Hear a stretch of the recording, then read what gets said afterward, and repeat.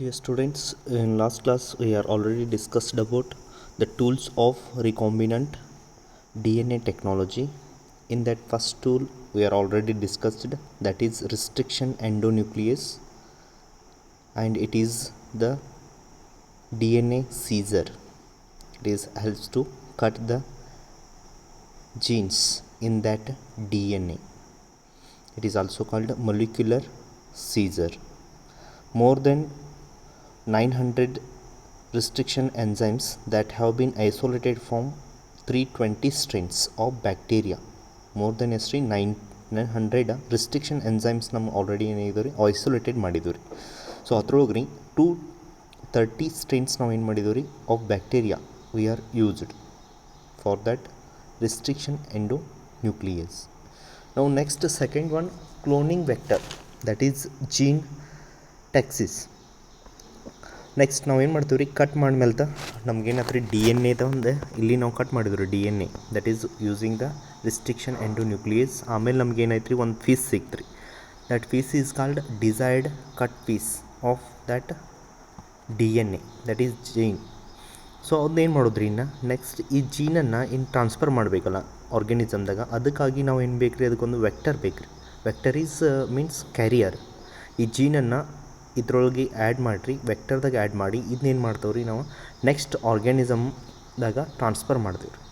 So ಇದು ನಾವು ಏನು ಅಂತೀವಿ ರೀ ಕ್ಲೋನಿಂಗ್ ವೆಕ್ಟರ್ ಅಂತ ಅಂತೀವಿ ರೀ. It is vehicle. ಇದೇನು ರೀ vehicle D N A molecule to transfer the cut piece of D N A. Cut ಪೀಸನ್ನು ಇದ್ರೊಳಗೆ ಟ್ರಾನ್ಸ್ಫರ್ ಮಾಡಬೇಕು ಟು ದ ಹೋಸ್ಟ್ ಆರ್ಗ್ಯಾನಿಸಮ್. ಈ ಪ್ಲಾಸ್ಮಿಡ್ನ ಏನು ಮಾಡ್ತೀವಿ ರೀ ಈ ಹೋಸ್ಟ್ ಆರ್ಗ್ಯಾನಿಸಮ್ದಾಗ ನಾವು ಟ್ರಾನ್ಸ್ಫರ್ ಮಾಡ್ತೀವಿ ರೀ. Next, a vector is a DNA molecule having the ability to carry desired or foreign gene along with it. ಇದೇನು ನಾವು ಕಟ್ ಪೀಸ್ ಸಿಗ್ತೈತಲ್ಲ ಇದಕ್ಕೆ ನಾವು ಏನಂತೀವಿ ರೀ ಫಾರಿಜಿನ್ ಜೀನ್ ಅಂತ ಅಂತೀವಿ ರೀ. ಸೊ ಈ ಫಾರಿಜಿನ್ ಜೀನನ್ನು ಈ plasmid it is a vector. ಈಗ ನಾವೇನಂತೀವಿ ವೆಕ್ಟರ್ ಅಂತ ಅಂತೀವಿ ರೀ. ಈ ವೆಕ್ಟರ್ಗೆ ನಾವೇನಂತೀವಿ ರೀ ಪ್ಲಾಸ್ಮಿಡ್ ಅಂತೀವಿ ರೀ. It is present in bacterias.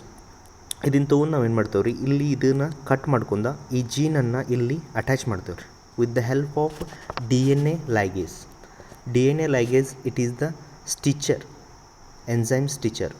Stitch ಮಾಡೋದು ರೀ ಅಂದ್ರೆ ಅದಕ್ಕೆ ಏನು ರೀ ಜಾಯಿಂಟ್ ಮಾಡೋಕೆ ಈ D N A ligase help ಆಗ್ತದೆ ರೀ. The enzyme D N A ligase helps in linkage.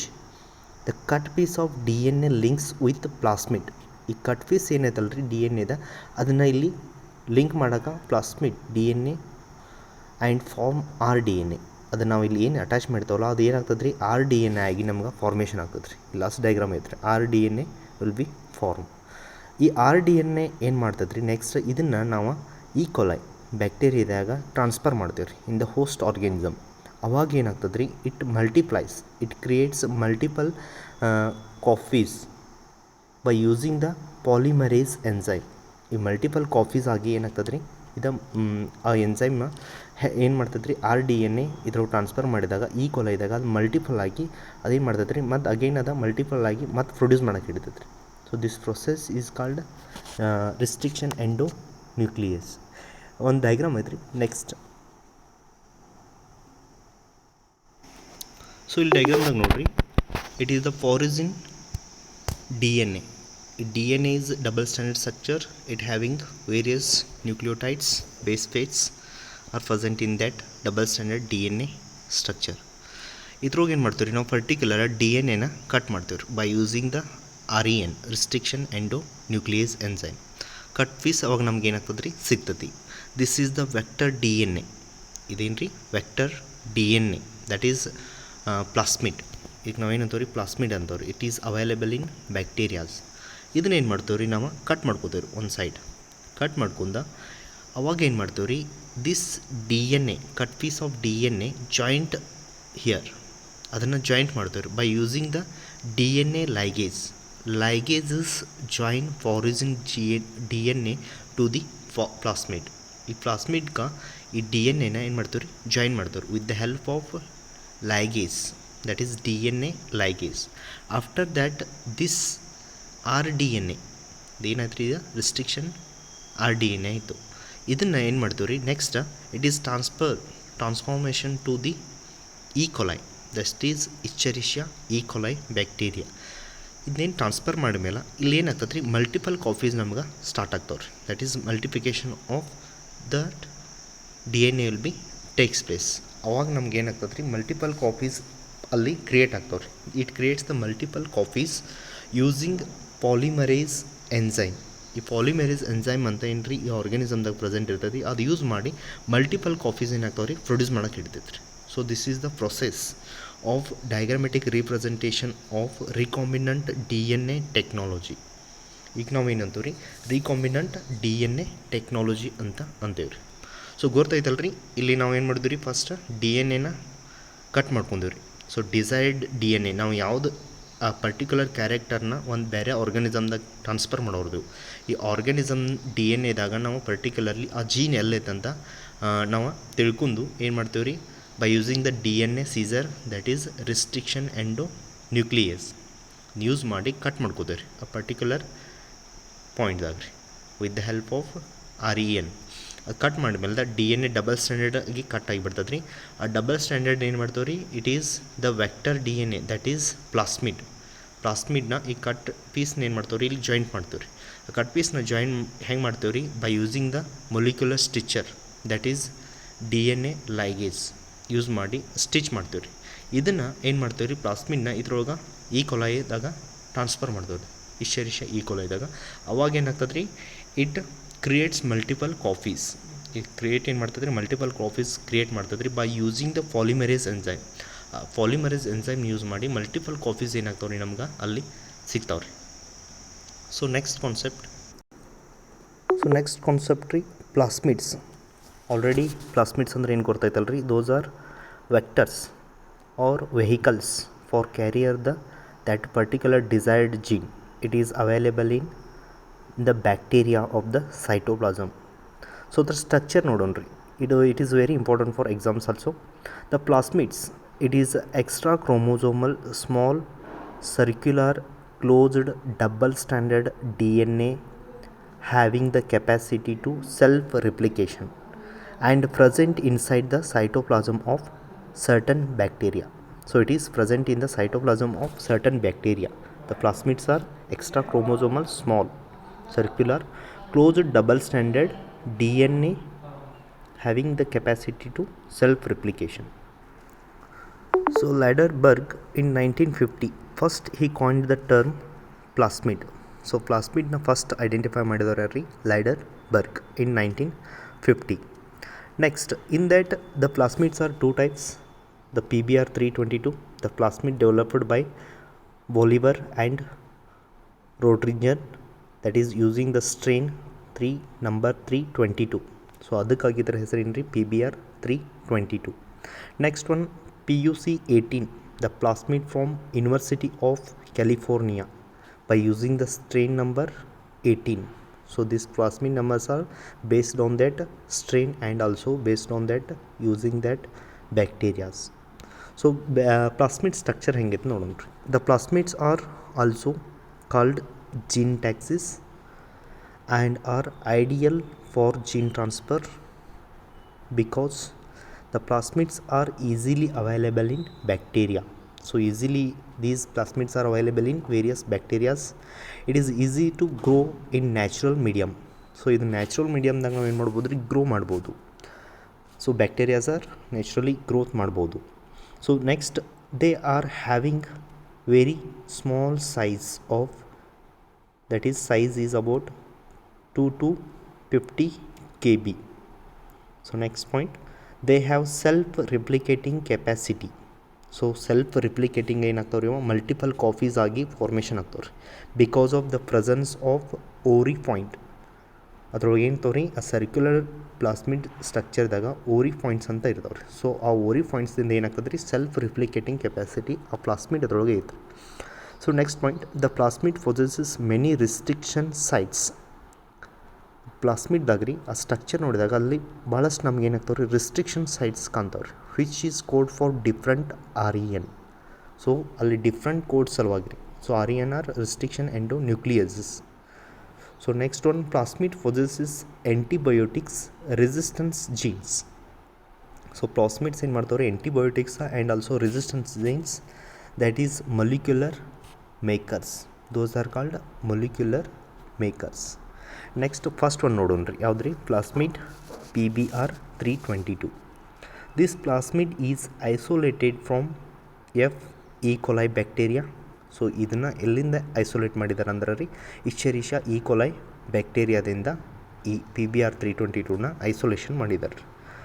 Next isolate ಮಾಡಿದ್ದಾರೆ ರೀ. Next it is extra chromosomal circular closed double standard DNA. So ಇದು ಹೆಂಗೈತೆ ರೀ, extra chromosomal, the presence of various chromosomes are takes place and closed double standard, it is also double standard DNA. Next, the size is of 4.3 kb. It is very small in size. Next, it is self-replicating capacity to the ORI points. The presence of ORI points in that plasmids, so that helps for self-replicating. Next, it is the structure of plasmid 322. It is very important for exams. Next point, the selectable or molecular markers. ಇದ್ರೊಳಗೆ ಏನು ಇದಾವೆ ರೀ, ಪ್ಲಾಸ್ಮಿನ್ ಒಳಗೆ molecular markers ಅದಾವೆ ರೀ. So that is 2 antibiotic resistance jeans coding for ampicillin, that is AMPR, and tetracycline are present. So ampicillin ಮತ್ತು ರೀ ಟೆಟ್ರಾಸೈಕ್ಲಿನ್ಸ್ are present, ಇಲ್ಲಿ ಅದಾವೆ ನೋಡ್ಬೋದು ರೀ, tetracycline and ampicillin. Next, these markers are used to identify the eliminate or non-transformant and selectively permit the growth of transformants. So ಇವನ್ನ ಎದಕ್ಕೆ use ಮಾಡ್ತೀವಿ ಅಂದರೆ ರೀ, these markers are used to identify ಮಾಡ್ತಾವ್ರಿ. ಏನು ಐಡೆಂಟಿಫೈ ಮಾಡ್ತಾವ್ರಿ, ಎಲಿಮಿನೇಟ್ ಯಾವಾಗ್ತಾವೆ. So non transformant and also selectively ಯಾವ ಪರ್ಮನೆಂಟ್ ಅದಾವು ಅವನ್ನ ಏನು ಮಾಡ್ತಾವ್ರಿ, ಇವು ಐಡೆಂಟಿಫೈ ಮಾಡ್ತಾವ್ರಿ. ನೆಕ್ಸ್ಟ್, ಕ್ಲೋನಿಂಗ್ ಸೈಟ್ಸ್ ಯಾವ ರೀ, these are the several cloning sites where the desired gene or foreign gene can be cloned. ಈ ಫಾರಿಜಿನ್ ಎಲ್ಲಿರ್ತೈತಲ್ಲ ಸೈಟ್ಸ್, ಅಲ್ಲೇನು ಮಾಡ್ತಾವ್ರಿ, ಡಿಸೈರ್ಡ್ ಜೀನನ್ನು ಜಾಯಿಂಟ್ ಮಾಡೋಕೆ use ಮಾಡ್ತಾವ್ರಿ. Example, Escherichia E. coli, it is a site of in plasmid where REN extracted from E. coli bacteria acts. ಇಲ್ಲಿ REN ಎಲ್ಲೈತಲ್ಲ ರೀ, ಸೊ ಇಲ್ಲಿ ಏನು ಮಾಡ್ತೇವೆ ರೀ ನಾವು, E. coliನ ಅಥವಾ ರಿಸ್ಟ್ರಿಕ್ಷನ್ ಎನ್ಸೈಮ್ ಯೂಸ್ ಮಾಡಿ ಕಟ್ ಮಾಡಿ ಡಿಸೈರ್ಡ್ ಜೀನನ್ನು ಏನು ಮಾಡ್ತೇವೆ ರೀ, ಇಲ್ಲಿ ಟ್ರಾನ್ಸ್ಫರ್ ಮಾಡ್ತೇವೆ ರೀ. So next one, alpha lac Z enzyme are also present. ಇಲ್ಲಿ some enzymes also present in that plasmids. So ಇಷ್ಟೇನತ್ರ ಇದು structure of plasmid. Next PBr322 complete ಆಯ್ತು ರೀ. Next PUC18. These are modified plasmids in University of California. They are isolated from E. coli. It is also isolated from the bacteria E. coli. They have ORI tetracycline resistant gene. So ಇಲ್ಲಿ ಏನು present ಐತ್ರಿ, ORI tetracycline resistant gene is present that double standard plasmid. Next, it has multiple cloning sites coding for 15 REN. So 15 ಏನದಾವ ರೀ, restriction enzymes are present on that coding sites. Next one,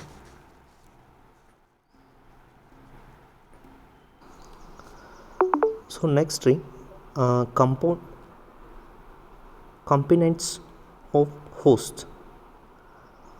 form transformation of rDNA. So ಇಲ್ಲಿ ಏನಾಗ್ತದೆ ರೀ, process ಏನು ಬರ್ತದೆ ಅಂದ್ರೆ ರೀ, how to confident that host. ನಾವೀಗ ಒಂದು DNA rDNA, ಈಗ ಪ್ಲಾಸ್ಮಿಡ್ ಅಂದ್ರೆ ಏನು ಗೊತ್ತೈತೆ ರೀ, ಆಮೇಲೆ ಮೊಲಿಕ್ಯುಲರ್ ಸೀಸರ್ ಯಾವ್ದು ಗೊತ್ತಾಯಿತು, ಕಟ್ ಮಾಡಿ ಏನು ಮಾಡಿದ್ವಿ ರೀ ನಾವು, ಪ್ಲಾಸ್ಮಿಡ್ದಾಗ ಟ್ರಾನ್ಸ್ಫರ್ ಮಾಡಿದ್ವಿ ರೀ. ಆ ಪ್ಲಾಸ್ಮಿಡ್ ಇದ್ದದ್ದು ಏನಾಗಿ ಫಾರ್ಮೇಷನ್ ಆಯ್ತು ರೀ, rDNA ಫಾರ್ಮೇಷನ್ ಆಯಿತು.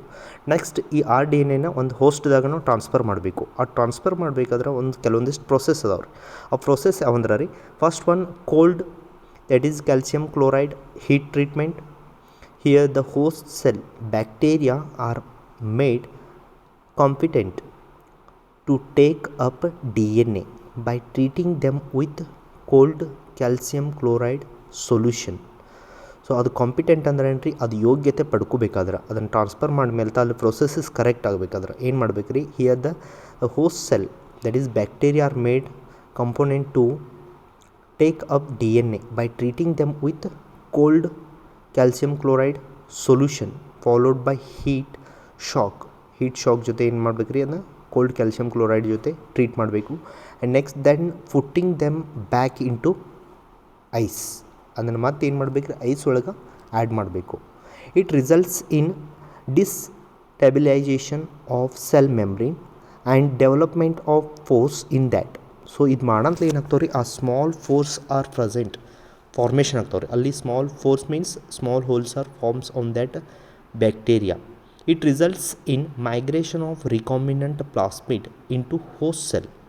ಅವಾಗ ಏನಾಗ್ತದೆ ರೀ, ಆ ರಿಕಾಂಬಿನೆಂಟ್ DNA ಪ್ಲಾಸ್ಮಿಡ್ ಇದ್ದಿದ್ದ ಹೋಸ್ಟ್ ಸೆಲ್ ಒಳಗೆ ಎಂಟರ್ ಆಗಕ್ಕೆ ಸ್ಟಾರ್ಟ್ ಆಗ್ತದೆ ರೀ. It results in bacterial transformation. ಅವಾಗ ಏನಾಗ್ತದೆ ರೀ, ಬ್ಯಾಕ್ಟೀರಿಯಾದಾಗ ಅದು ಪ್ಲಾಸ್ಮಿಡ್ ಟ್ರಾನ್ಸ್ಫರ್ ಆಗಕ್ಕೆ ಹಿಡಿತೈತೆ ರೀ. ಸೊ ನೆಕ್ಸ್ಟ್ ಒಂದು micro injection, it is the second method. It is the direct injection of desired genes. ಇಲ್ಲೇನೂ ಇದು ಪ್ರೊಸೆಸ್ ಬರೋದಿಲ್ಲ ರೀ, ಇದೊಂದು ಪ್ರೊಸೆಸ್ ಐತೆ ರೀ.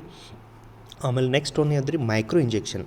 ಡೈರೆಕ್ಟ್ಲಿ ಏನು ರೀ, ಇಂಜೆಕ್ಷನ್ ಮುಖಾಂತರ ಆ ಡಿಸೈರ್ಡ್ ಜೀನನ್ನು ಏನು ಮಾಡ್ತಾರೆ, introduce into the host nucleus of an animal cell. Animal ಸೆಲ್ದಾಗ ಡೈರೆಕ್ಟ್ ಇಂಜೆಕ್ಟ್ ಮಾಡಿ ಆ ಜೀನನ್ನು ಆ್ಯಡ್ ಮಾಡ್ತಾರೆ by using the capillary glass and micro pipette or micro syringes. ಇಲ್ಲಿ ಸಿರಿಂಜ್ ಯೂಸ್ ಮಾಡ್ತಾರೆ ಅಥವಾ ಪಿಪೆಟ್ ಯೂಸ್ ಮಾಡಿ ಡೈರೆಕ್ಟ್ ಯಾವ ಡಿಸೈರ್ಡ್ ಜೀನನ್ನು ಚಾಯ್ಸ್ ಮಾಡ್ಕೊಂಡು ಡೈರೆಕ್ಟ್ ಹೋಸ್ಟ್ ಎನಿಮಲ್ ನ್ಯೂಕ್ಲಿಯಸ್ ಒಳಗೆ ಏನು ಮಾಡ್ತಾರೆ, ಅದನ್ನು ಟ್ರಾನ್ಸ್ಫರ್ ಮಾಡ್ತಾರೆ. So it is another one. Next one gene gun method. Here the cells are bombarded with high velocity micro particles that is 1 to 2 micrometers of gold or tungsten coated with DNA. So this is another process. And next one is electroporation. It is the process of fusion of cytoplasm by applying current. So ಇಲ್ಲಿ ಏನು ಮಾಡ್ತಾರೆ, current apply ಮಾಡಿ ಆ fusion ಮಾಡೋಕ್ಕೆ start ಮಾಡ್ತಾರೆ. It is the process of fusion of cytoplasm. Cytoplasm is the outer most covering of that organism cell ಒಳಗೆ ಏನು ರೀ ಔಟರ್ ಮೋಸ್ಟ್ ಕವರಿಂಗ್ ಇರ್ತದಲ್ಲ, ಅಲ್ಲಿ ಡೈರೆಕ್ಟ್ಲಿ ಏನು ಮಾಡ್ತಾರೆ, ಎಲೆಕ್ಟ್ರಿಕ್ ಕರೆಂಟ್ ಅಪ್ಲೈ ಮಾಡ್ತಾರೆ. ಸೊ ಅಲ್ಲಿ ಏನಾಗ್ತದೆ ರೀ, ಅದು ಟ್ರಾನ್ಸ್ಫರ್ ಮಾಡೋಕ್ಕೆ ಹೆಲ್ಪ್ ಮಾಡ್ತೈತೆ ರೀ.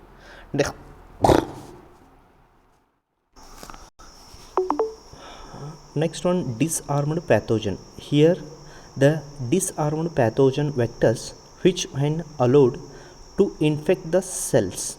So ಏನು ಮಾಡ್ತಾರೆ, ಸೆಲ್ಸ್ನ ಇನ್ಫೆಕ್ಟ್ ಮಾಡ್ತಾರೆ. So then next transfer the recombinant DNA into the host.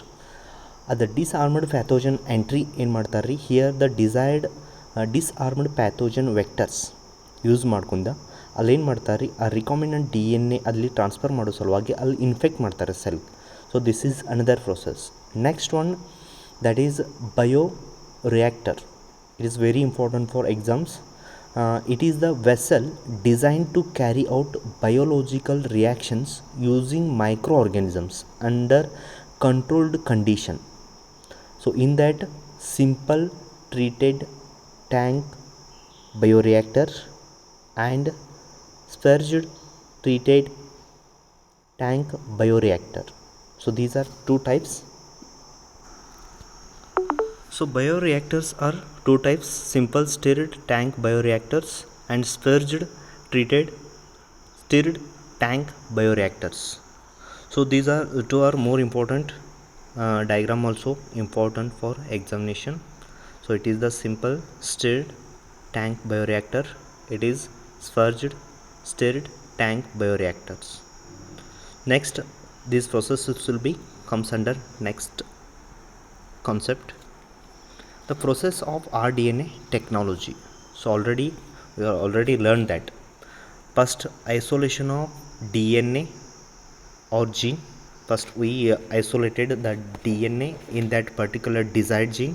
First select ಮಾಡ್ಕೋತೇವ್ರಿ DNA ಅಥವಾ ಪರ್ಟಿಕ್ಯುಲರ್ ಜೀನನ್ನು ರಿಸ್ಟ್ರಿಕ್ಷನ್ ಎಂಜೈಮ್ ಯೂಸ್ ಮಾಡಿ ಕಟ್ ಮಾಡ್ಕೋತೇವ್ರಿ. And selection of plasmid, incorporation of gene into plasmid. ನಾವು ಯಾವ ಪ್ಲಾಸ್ಮಿಡ್ಗಾದ ಸೂಟ್ ಆಗ್ತದೆ ರೀ ಈ ಜೀನನ್ನು ಟ್ರಾನ್ಸ್ಫರ್ ಮಾಡೋಕೆ, ಆ ಪ್ಲಾಸ್ಮಿಡ್ನ ಏನು ಮಾಡ್ತೇವ್ರಿ ನಾವು ಸೆಲೆಕ್ಷನ್ ಮಾಡ್ಕೋತೇವ್ರಿ. And next incorporation of R plasmid into host. ಅವಾಗ ನಾವು ಈ ಜೀನನ್ನು ಈ ಪ್ಲಾಸ್ಮಿಡ್ ಒಳಗೆ ಇಂಟ್ರೊಡ್ಯೂಸ್ ಮಾಡ್ತೀವಿ ರೀ. Next screening of host cloning, that is method of screening. Next obtaining foreign gene product and done streams process. So ಇನ್ನೇನು ಮಾಡ್ತಾವೆ ರೀ, ನೆಕ್ಸ್ಟ್ RDNA ಪ್ಲಾಸ್ಮಿಡ್ ಆಗಿ ಫಾರ್ಮೇಷನ್ ಆಗ್ತದೆ ರೀ. Next it is introduced into the bacteria by using that cold calcium chloride. Next that is cloning. After that multiplication of that cell will be takes place, that cell DNA will be takes place. Later it will be introduced into the bioreactor